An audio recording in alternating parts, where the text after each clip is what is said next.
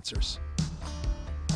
Welcome to Trusted Biz Radio, where your host, Shimmy and Frederick, breaks down the building blocks of putting together a solid business plan that will take you right to the top.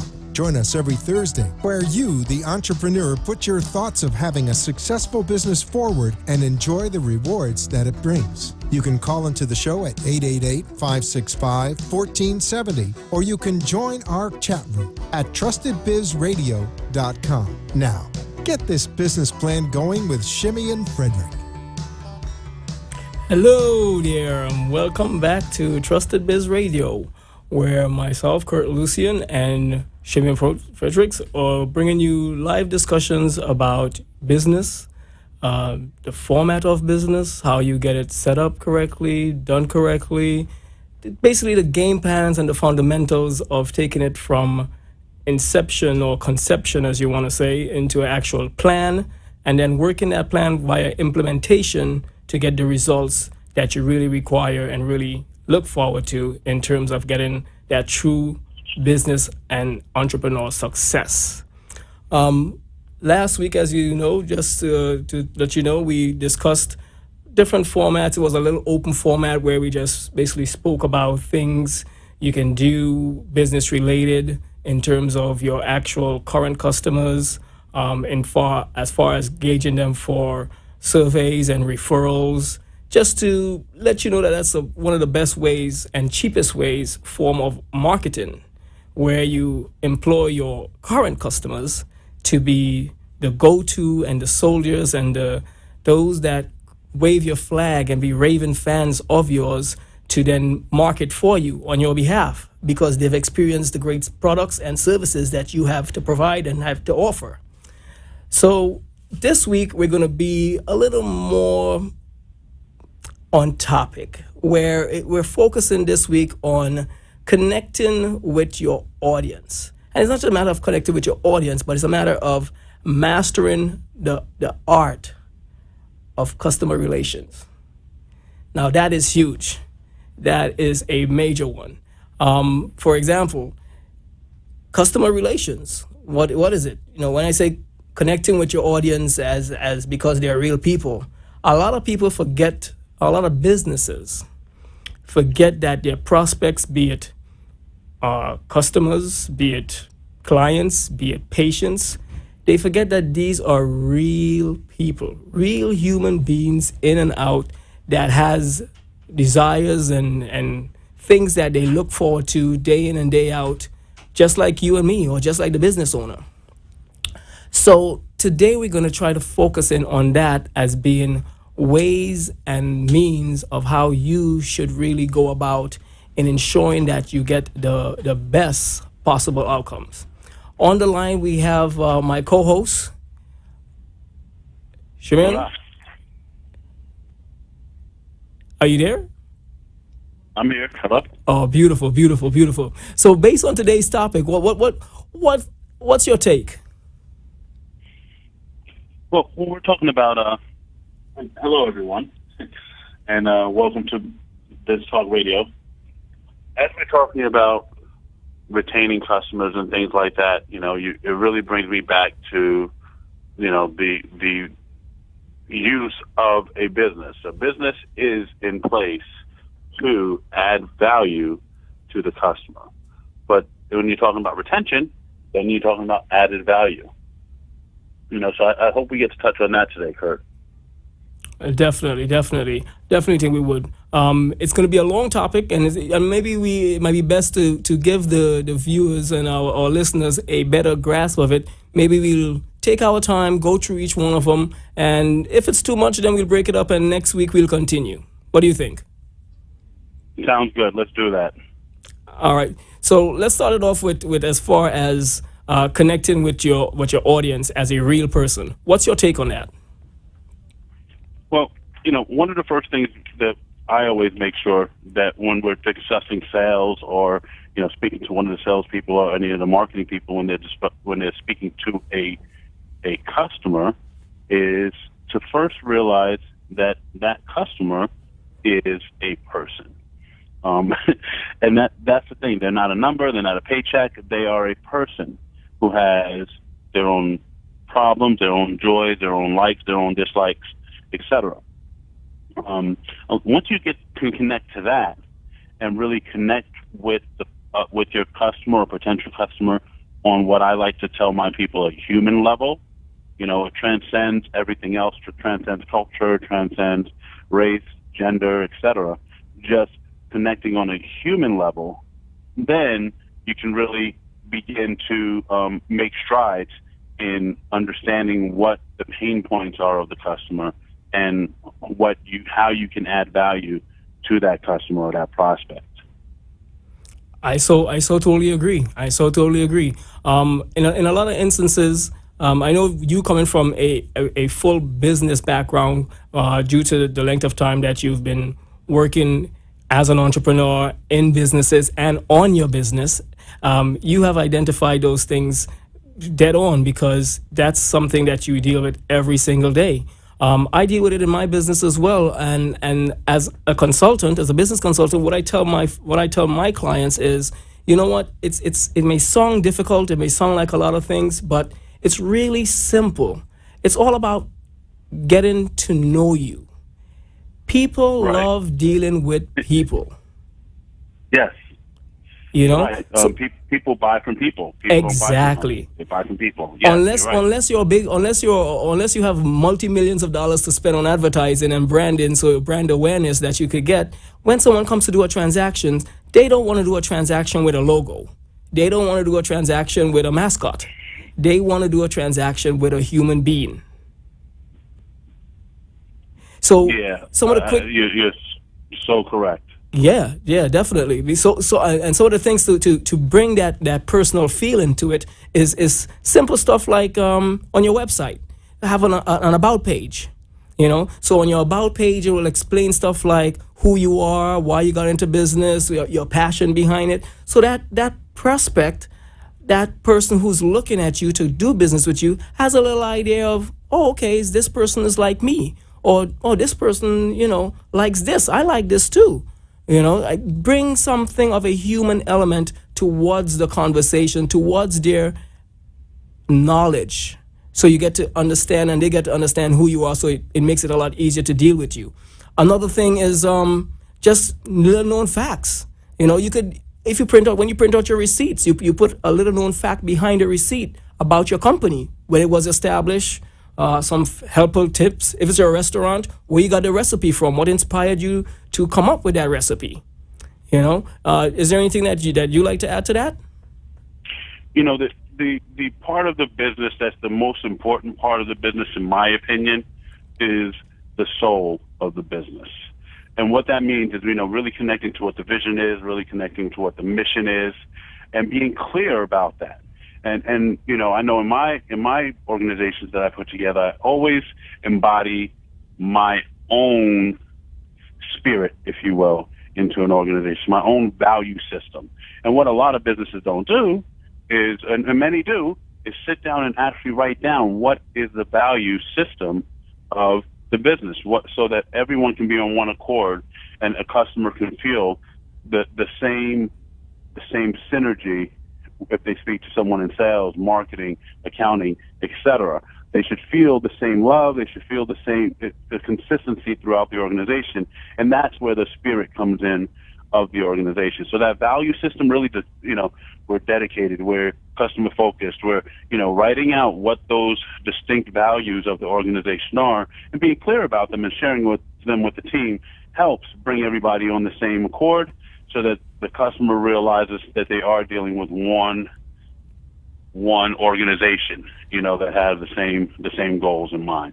It's funny that you said that, because then that opens up a whole new topic for another discussion. But that as with business normally is the case, but that comes back from your mission statement and your value statement, as far as what it is you want to be perceived, or who you want to be perceived as. And you know what? I think that's going to be another segment for another time. To stay back on, to come back onto our focus for today. Another thing would be in terms of how focused are you on your current customers, your current patients, those people who you're currently receiving that sending invoices to, and they take out their credit cards or checkbook or whatever means that they do by now, and give you that fund saying, hey, thank you for providing this service, or thank you for this product, here goes my hard-earned cash. How last week we touched upon this in some details, but what's your other take as far as based on what we're talking about and how it relates? All right, well, I mean, there's a 5-step process I always do. That's my gut check. And when occasionally, and right now I'm just focusing on any interaction with the customer. There's 5 steps. It's a like, listen, learn, trust, invest.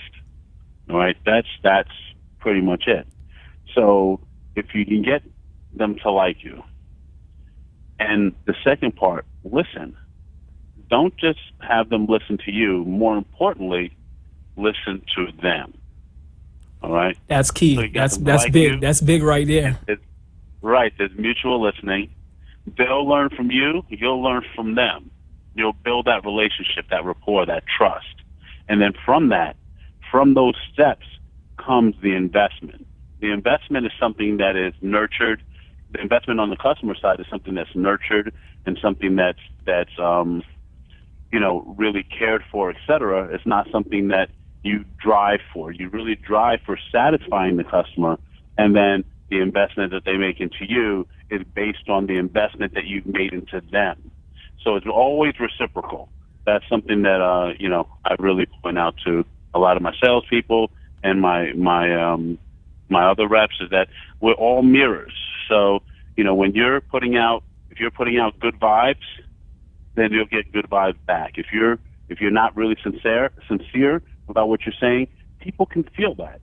It's not the conscious mind that feels it; it's the subconscious mind that feels it. Correct. It's that incongruent. They say something doesn't. We've all had that where somebody's saying something, it sounds good, but something in us is saying something. It's incongruent. It's just doesn't. Something's not feeling right. And a lot of times that's when someone's just trying to sell you instead of trying to connect with you, or really trying to really, understand their pain points, or understand, really why they can use your service to help them. Correct. And all that when you add it all up together, it's really about, once again, having that relationship. Well, as I said in our first episode, one of the biggest assets a company has is its list. And the second largest asset that company will ever possess is its relationship that it has or has built with that customer base, with that list that they've created. Because it's a gold mine. Its value is endless. You know what I mean? Priceless, as they all say. Because once you have that, they will be your champion. They will be the ones who go and spread your good word. So you don't have to go spend, tons of money on marketing and advertising and trying to catch new clients. You know how it goes. You've been in business long enough. Yeah. It as it says, it takes, 6 times the cost to acquire a new customer than to keep the current one that you have happy? Right. You touched on relationship, and, we keep saying build a relationship, but and it's almost like a diet, all right? People say, oh, I'm going on a diet. Like, no, you always had a diet. It's just either a good diet or a poor diet. Correct. You always have a relationship with the client. It's whether it's a good relationship, a poor relationship, a strong relationship, a weak relationship, but the relationship is always there. It's just about being real about where your relationship is currently, and that does tie back into what we talked about last week, which is touching them and really surveying them, etc. But the relationship is always there. It's about making it a positive relationship, however. And I'm glad that you said it, because it segued into the next piece, which is, the open dialogue with your customers as far as asking those questions. Asking questions. It sounds something like something you learned back when you were in kindergarten and, stuff like that. Why? What is it? Is it 4 years or is it 2 years old? Why? That question, why?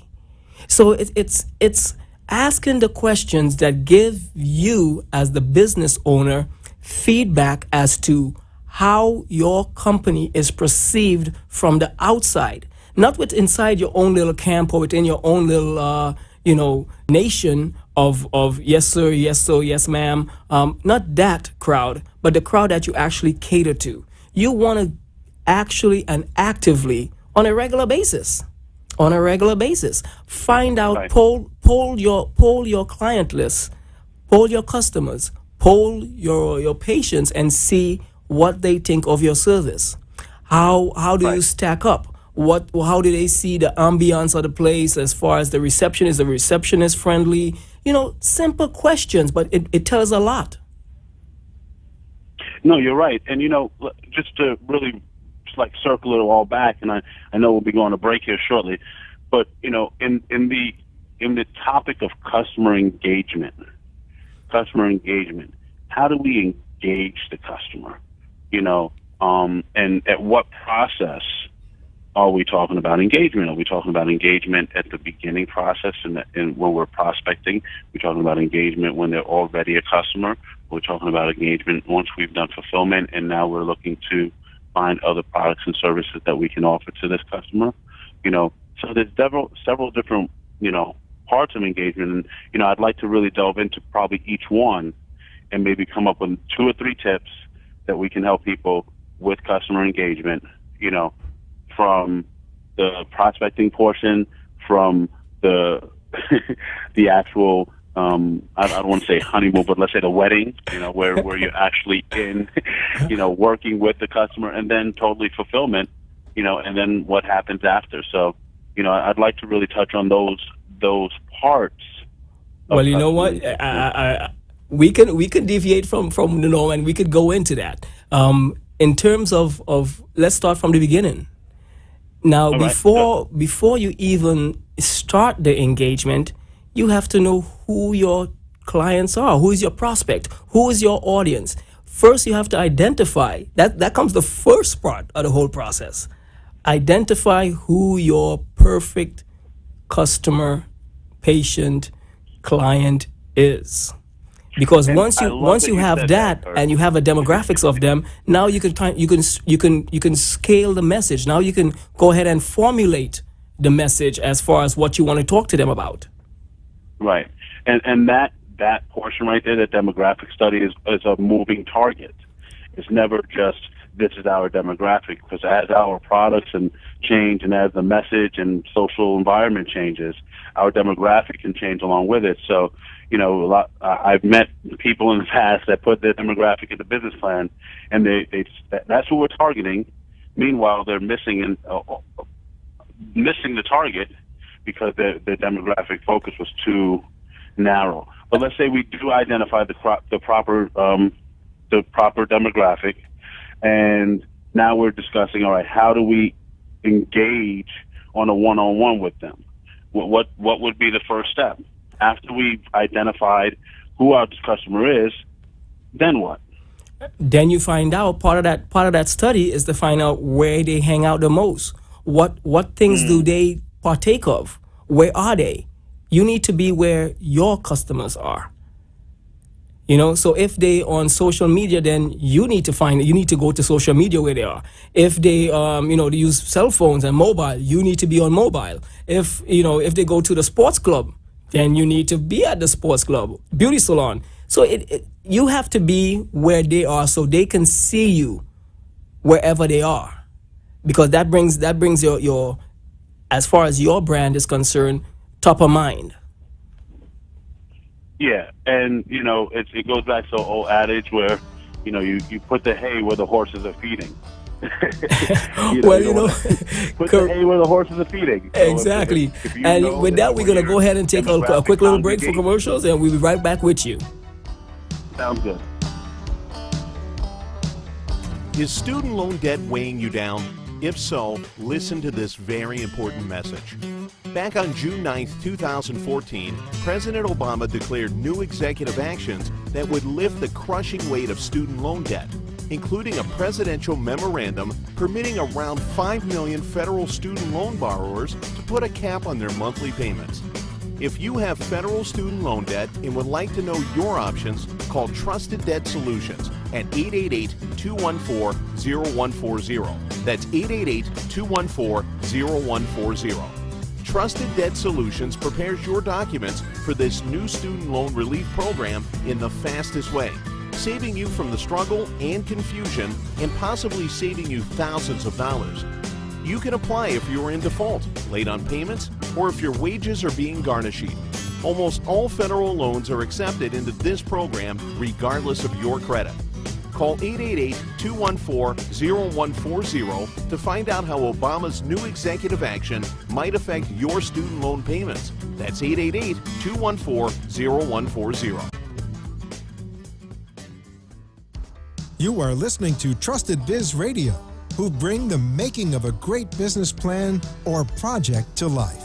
Shimmy and Frederick will bring you ideas, guests, and great information every week on WNN 1470 and invite you to call in or join our online chat at trustedbizradio.com. Now, back to our show. Hello again. You've been listening to Trusted Biz Radio, who brings you all the aspects of business in terms of from conception with the business plan all the way through to marketing and making sure that you're profitable for the long term. You can listen to us every Thursday from 5 to 6 p.m. on WNN 1470. You can also go ahead and watch us online at mmtv.com. No, winamp.tv. My fault. Sure. Back to our conversation before we went to commercial.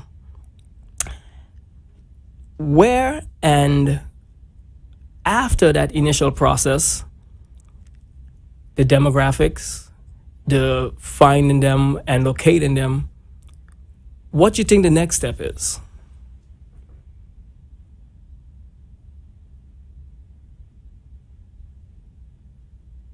Shimon? Apparently we seem to have lost him. While we wait for him to connect back to us, we will go ahead and state, once you've identified who your target market is and you've reached out to them where they are, now begins the relationship, the courting part of it, where you send them information, you give them information as to who you are. Don't you agree? Hello? Are you back online with us? Yeah, I'm here. I'm back. Okay, good. Yeah, we missed you there for a quick bit. So I was just recapping based on what we talked about before we went on commercial. So we've identified who they are. We know where they are. So we start communicating with them. How you think we progress? Well, it's about the message. So, now that we've identified who, we've identified where. Now we need to identify what. What is it that we want to tell them? What is it? What is their pain point? What is, the message that's going to get this customer to engage? And that's where it, not unfortunately, but what we found is that a lot of people actually use pain points. When the thing that I focus on when I'm looking at a customer, each customer has, I wouldn't say a problem, but has a problem that they're looking to solve. And the business, we offer a solution to a particular problem. Now, a lot of businesses, when they go out there, they sell them what they're selling. So I'm a business owner, I'm going to sell you what I'm selling. But you're never really, customers don't buy what you're selling, customers buy what they're buying. Correct. So the same product can be, adjusted or presented several different ways, so that it will, appeal to a certain demographic. And we see it all the time in art marketing and advertisement. I mean, if you looked at the last Super Bowl, it seemed like every commercial was a heartfelt commercial. Like, oh, this one and that one. But and that's where the social consciousness is now. So that's where the advertisers are. Correct. They're reaching to the customer in a way where customers are demanding more. They're not just demanding, the service be done. They're demanding good customer service. They're demanding a good relationship with the company. They're demanding, a responsibility from the company, et cetera. So, the companies now want to tell people, hey, we're good. We have a soul. And you can see now how marketing and advertising is now really focusing on, more of the soul of the organization and the values of the organization, and really trying to match the values of the customers and the people. So, the next step in short would be to find a message that you're looking to relay to your customer, and identifying the best way to communicate that message to the customer. A lot of times, and then especially in radio commercials, you'll hear that voice come on. If you have more than student loan debt, more than $10,000 in student loan debt, we can help you. So if you get behind on your payments, they start listing. Those are those are direct response ads. So those ads are designed to I would say encourage the customer to make to open up an emotion that says, "Oh man, I do have this problem. Yes, I do match that. Exactly. Yes, wow.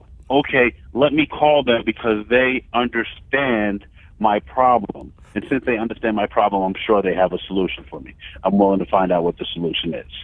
So that's the direct marketing part. The other part, which is more of the branding, like the Super Bowl, where we have like Budweiser and things like that. They don't really expect for you to jump up right now and go buy a Budweiser, but they always want it to be, top of mind. So when you go to the store, you're buying, you'll see Budweiser, you'll recognize something that you're familiar with. Yeah, it's something, it'll give you that warm and fuzzy. So I would say from a business owner standpoint, the other part is to identify what is your goal for this engagement with the client.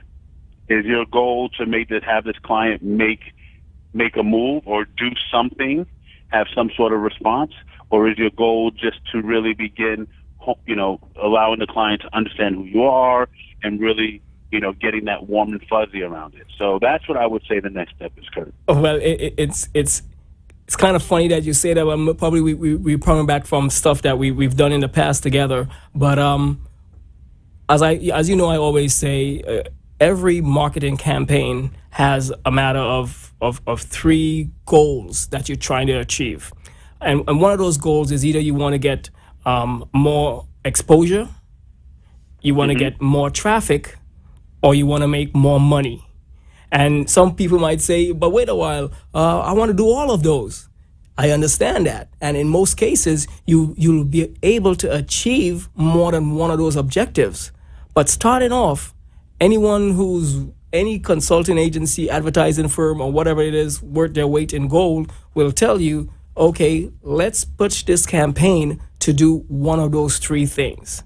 Not saying that it's not going to, flow over into the others, but we need to have a solid objective as far as how will we be able to gauge this as being successful. So definitely, I agree with you on that. Yeah. So now we've gotten the customer to engage. We've gotten them to let's pretend that we're looking at them to do a call of action. In an automatic engagement, we did a direct response type of piece to have them dial in. They call in on our end. Now, the first 10 seconds that you're engaging with that client, they're going to check right there if the person that they're speaking to or the experience that they're having when they're talking to the customer is congruent with how they felt when they read the marketing piece or when they took the action. If you can match those two and get them to like you from like, let's learn, trust, invest. If you can get them to like you as much as they did that made them pick up the phone and give you a call, and you can match that, and you get to a point where they're listening now, and you're listening, and you're going back and forth with that real connected dialogue. Now we're talking about learning, and you're learning. Let me learn more about you, and not just where's your pain points. The pain points are just the pain points, but it's the peripherals. It's the peripherals. Why are they here? So yeah, someone can, and let's just talk student loan debt. Someone can have student loan debt. Cool. But that doesn't mean they're buying student loan consolidation, or they want their loans consolidated because they have student loan debt. Correct. They want it might be, hey, I'm fearful of them taking my check. Hey, it's not affordable to me. Hey, I'm looking to get a lower interest rate. Hey, so each person that calls in will have a different reason for buying, and that same service should be presented to the customers in a way that matches what they're looking to buy. And the only way you can find out what a customer is looking to buy is to actually listen and learn. Correct. And then learn from them. Right. So that's what I would say that the next part of that would be, Kurt. And some of the things to do is put together a nice questionnaire, and not a questionnaire where you feel like in the customer engagement process, I always say, there's certain information you want to get out of the customer. Not saying that you want to get it out in an inquisition standpoint, like, what's your name? What's your phone number? What's your birthday? But there's certain information you want to get out or ascertain from them. And sometimes the best way to do that is, always know what it is that you're looking to get out of the customer, and to achieve that in regular conversation, rather than, all right, well, what's your name? What's your social? What's this? Let's talk about this. Let's talk through this. And one of the things that I tell people as well when dealing with the customer is looking at you to be the professional and to lead this conversation and help them with their issue. So be prepared, be alert, be connected. What bothers me the most is when, someone's engaging with a customer and they're really not really engaged with the customer. They're doing something else, like sending a text, or maybe they're reading something, because you're not really connecting with that customer, and you're not getting the not just the words that are coming out their mouth, but also the intent that they're trying to relay, because you're not really connected. You're really distracted. So really just be focused in on the needs of the customer, and the customer's always right. And here's a question, Kurt, and I'm going to throw it out there, and I know you know the answer. We'll play along with it, all right? Why is it that the customer is always right? Why do they say that the customer is always right? Not because the business has to bow down to the customer. The customer is always right is because the customer is always seeing it from their perspective. Correct. 100% correct. It doesn't matter. It doesn't matter what you think. It doesn't matter what you think this whole thing is about. It's a matter of, okay, this is what I need to address. Right. And, we get to be sympathetic to that. We get to really listen for those things that they want to be right about, and understand that they are right. And how, since they are right, how do we really move and morph ourselves so that we can make sure that we're making sure that we're solidifying what it is that they're looking to do. So customer engagement is a real tricky thing. It's a practice. It's learned. But it also takes a lot of focus to really understand your product, your process, and how it fits into all these different scenarios. Totally agree. You know what? Let's continue that as we come back up from the break. We'll be back with you shortly. Is student loan debt weighing you down? If so, listen to this very important message. Back on June 9, 2014, President Obama declared new executive actions that would lift the crushing weight of student loan debt, including a presidential memorandum permitting around 5 million federal student loan borrowers to put a cap on their monthly payments. If you have federal student loan debt and would like to know your options, call Trusted Debt Solutions at 888-214-0140. That's 888-214-0140. Trusted Debt Solutions prepares your documents for this new student loan relief program in the fastest way, saving you from the struggle and confusion, and possibly saving you thousands of dollars. You can apply if you are in default, late on payments, or if your wages are being garnished. Almost all federal loans are accepted into this program regardless of your credit. Call 888-214-0140 to find out how Obama's new executive action might affect your student loan payments. That's 888-214-0140. You are listening to Trusted Biz Radio, who bring the making of a great business plan or project to life. Shimmy and Frederick will bring you ideas, guests, and great information every week on WNN 1470 and invite you to call in or join our online chat at trustedbizradio.com. Now, back to our show. Yes, hi, and we are back. You are listening to, as it stated, Trusted Biz Radio, where myself, Kurt Lucian, and my co-host, Shimon Frederick, is bringing you live and weekly discussions about growing your business, taking it from the level of conception and that dream and that passion all the way through to putting it on paper, having that actual business plan, and going to the point where it's actually implemented in a successful manner to give you the results that you've hoped for when you were dreaming up the idea. Yeah. Right? What do you think about that?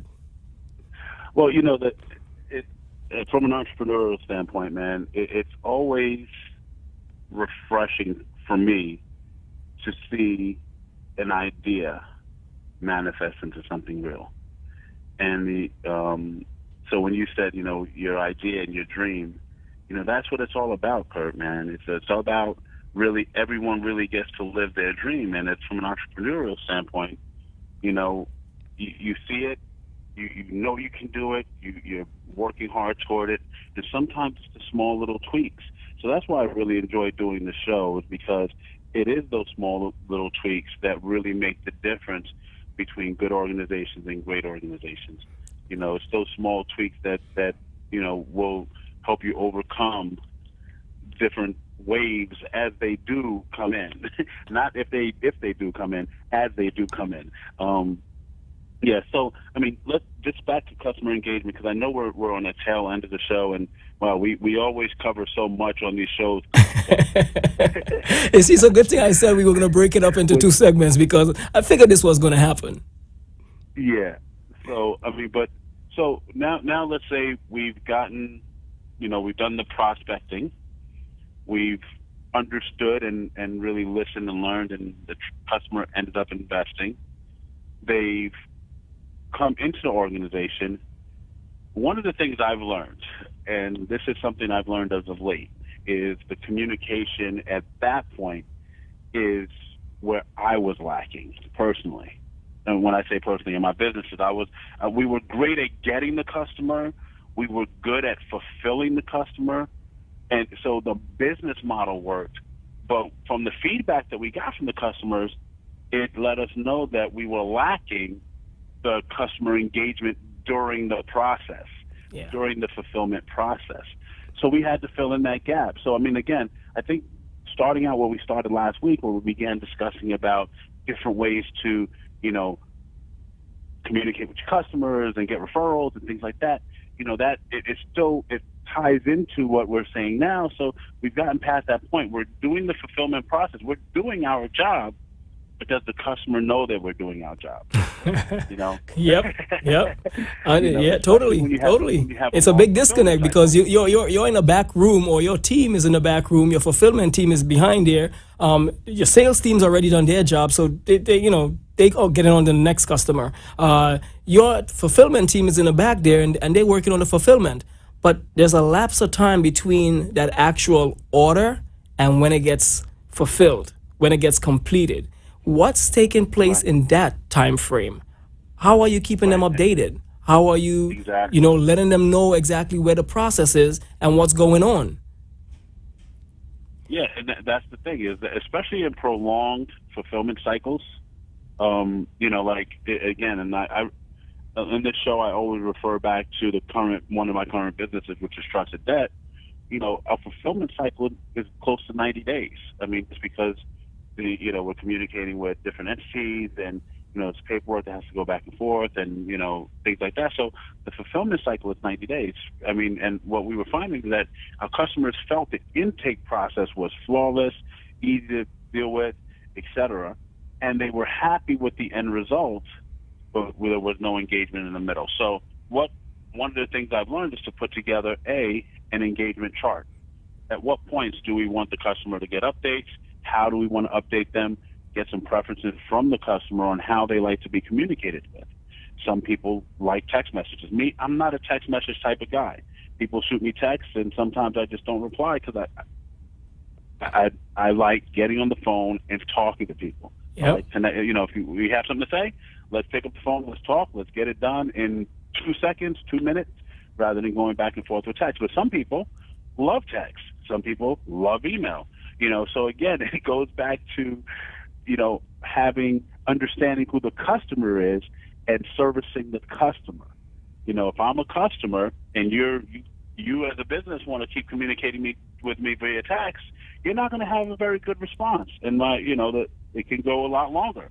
And I may give a review that's less than, because it's not my communication style. With the way technology is right now, where you can set up autoresponders and you have different technology that speak to one another through APIs and things like that, we can easily communicate on several different media channels to our clients. So I guess, again, ascertaining how do they want to communicate and how they communicate best is the best. Now, not every business doesn't have a newsletter. For us, it was as simple as we sent them an email every time the status changed. And it just was an automatic process. In our back office, we put it at when they change the status, we made a template email. When they change the status, it automatically sends that email out to the client with all the information that the status change, et cetera, et cetera. And now the customer feels informed. And then that trust that they had with us when they initially invested, it's still intact. Correct. Yes. Yeah. There's Yes. nothing worse than that trust eroding through lack of engagement or lack of communication, and